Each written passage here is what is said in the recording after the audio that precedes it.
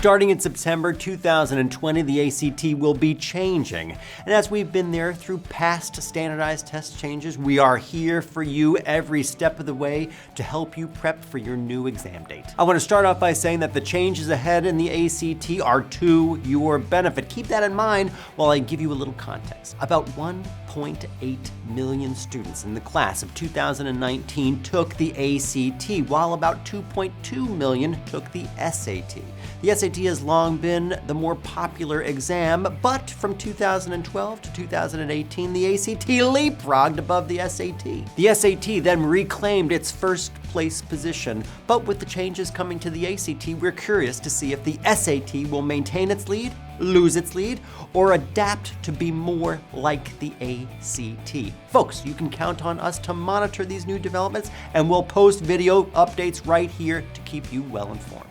Now, tests do change. Since it debuted 60 years ago, the ACT has evolved. As of 2020, it consists of 4 sections, which are averaged to give you your composite score on a scale from 1 to 36. Now, those sections are English, math, reading, and science. There is also an optional writing section. Now, the exam itself isn't changing, but your experience of it will. There are 3 big things you need to know, and the big takeaway here is all 3 of these changes bring about more options for you. Here's what I mean. The first big change is section retesting. The first time you take the ACT, you have to take the whole thing: English, reading, math, and science, plus if you want the optional writing section. Say you're a dream in math, your science score is aces, and you're pleased with your work in English, but your reading and writing sections could have been better. That's where section retesting comes in. You have the option to retake just certain parts of the exam. You get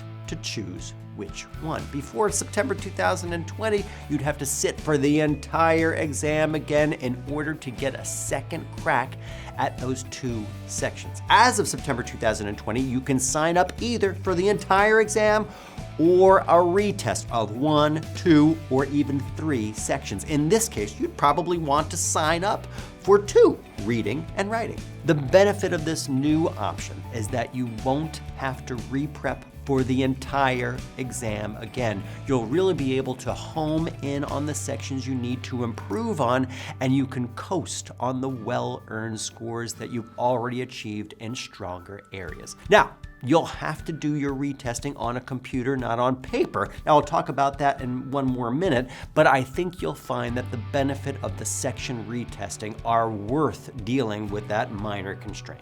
By retaking just part of the exam, you'll save time on the test day to be sure, but more importantly, you'll also save lots of time on all the prep days preceding it. Now, you're probably wondering, if you retake just a section or 2 or 3, how will your scores be reported to colleges? That's the second big change. Superscoring. First, let's talk about what a superscore is. If it sounds like a great thing, that's because it is a great thing. Your superscore is your highest possible composite score across all of your ACT or SAT section retests. In other words, your superscore is the average of your 4 best subject scores from all of your ACT exam taking experiences. If you have 1 great reading score and 1 not so great reading score, your better score would be the one to get incorporated into your ACT superscore, even if you get that better score on a totally different date than the other section scores. See what I mean? Super scores are great for you. ACT's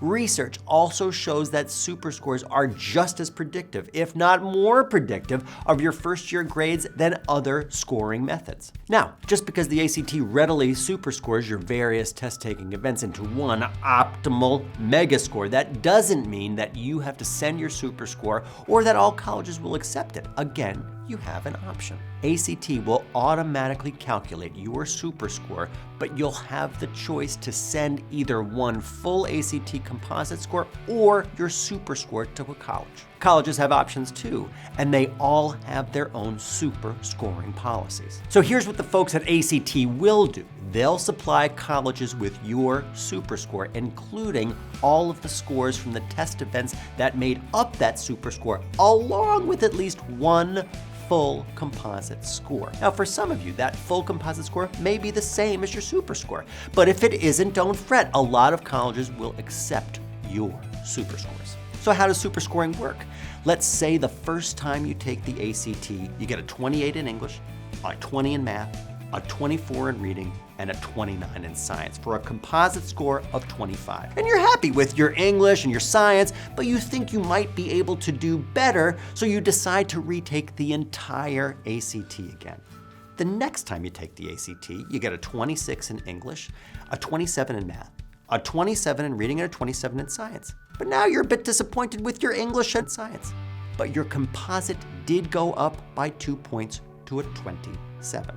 However, if you super score, you'll take your English and science scores from the first test and your math and reading scores from the second test for a composite of 28. If you had instead decided to just retake the math and reading as single section tests, you'd end up with the same super score composite of 28, but your highest single test would still be a 25.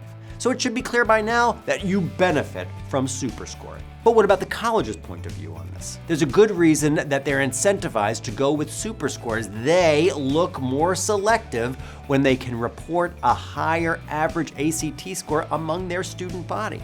And folks, in turn, that apparent selectivity may drive applicants to try to maximize their scores. So schools, as well as students, benefit from super scoring in their own ways. The third big change is another option you'll benefit from: computer-based testing. When you take the ACT for the first time in its entirety, you won't have to take it on a computer. You can still choose to take the pencil and paper test that by now is likely familiar. But you can take it on a computer. You'd still need to go to a testing center and use their computers. However, the test dates are the same as the pencil and paper ACT, so the only real change is format. Now, if you opt to take the ACT on a computer, you'll still get scratch paper. You'll have to log your answers digitally, however. You'll have an on-screen highlighter and an answer eliminator tools, as well as the ability to jump between questions within a section. In other words, you'll have similar tools available to you regardless of the format you choose. One big benefit for taking the ACT online is that you'll get your results faster. ACT is promising a typical time of 2 business days as opposed to almost 3 weeks with the pencil and paper test. You may also at this point be more comfortable taking exams online, but if you're an analog person, at least as far as exams are concerned, you can opt for the pencil and paper. You should opt for the format that you are most comfortable with, of course. And remember that for section retesting, you'll always need to use a computer. For an exam that isn't majorly changing, the ACT is getting some very significant updates. What these 3 updates have in common is that all of them can enable you to put your best foot forward.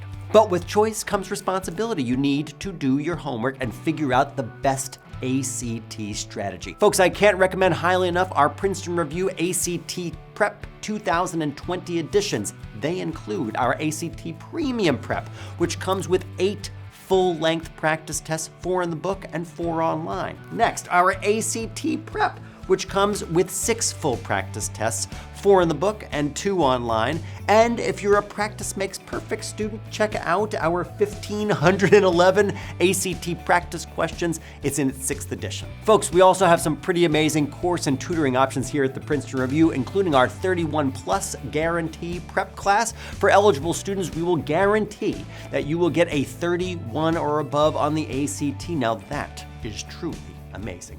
Folks, thanks as always for watching. Please know that we'll be following any changes to the ACT or subsequent changes to the SAT very closely. You can count on us to get the skinny on what you need to know. Folks, subscribe to our channel so that you can be among the first to get all of these latest updates, and look for our ACT prep resources wherever books are sold.